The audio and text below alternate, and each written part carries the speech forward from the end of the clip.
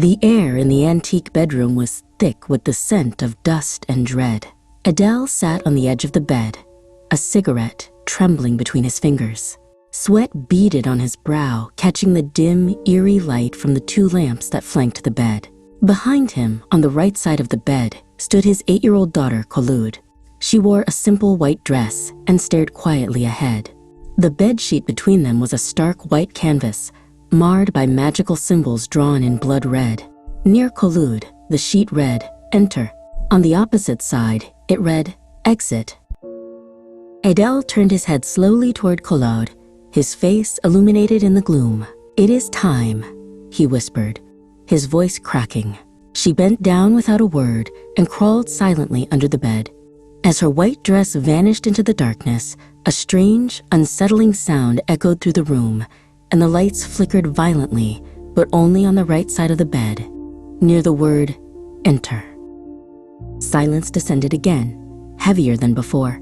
Adele rose to his feet, staring at the bed. "Kholoud," he called out softly. He rushed to the other side and knelt, peering underneath. There was nothing but darkness. She was gone. Panic seized him. He scrambled to a nearby dresser and snatched up a framed photo of a young boy, the son he never had.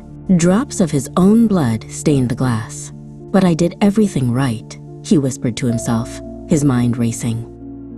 His memory threw him back to a desolate, moonlit field. A gaunt sorcerer, his face lost in shadow, had taken his money.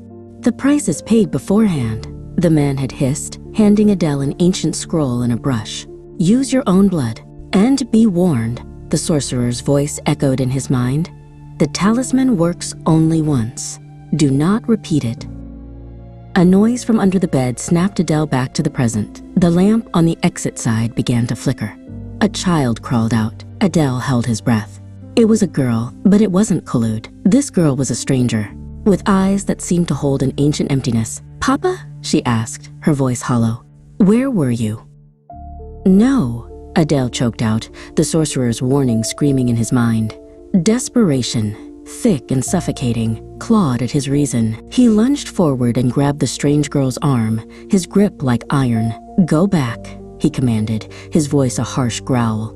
"Go back in." The girl's eyes widened in terror, and she scrambled back into the darkness beneath the bed.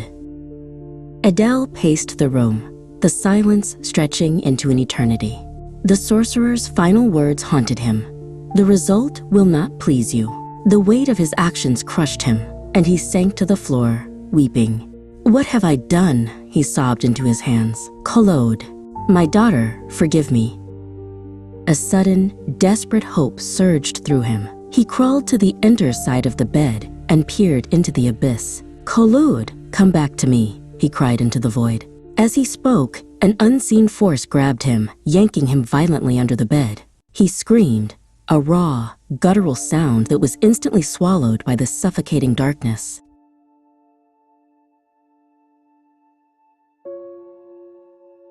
From the exit side, a small figure emerged. It was Kholoud, his Kholoud, unharmed but looking dazed. She clutched her doll to her chest. Then, another figure crawled out from beside her.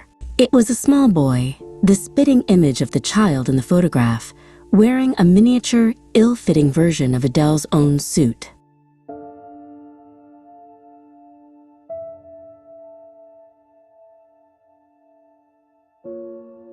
Kholoud tilted her head, looking at the boy. "What's your name?" she asked. The boy looked at her with his father's eyes, now vacant and small. "Adele," he said softly. Kholoud smiled, a pure, innocent thing in the corrupted room. "I don't have a brother to play with. Will you be my brother?"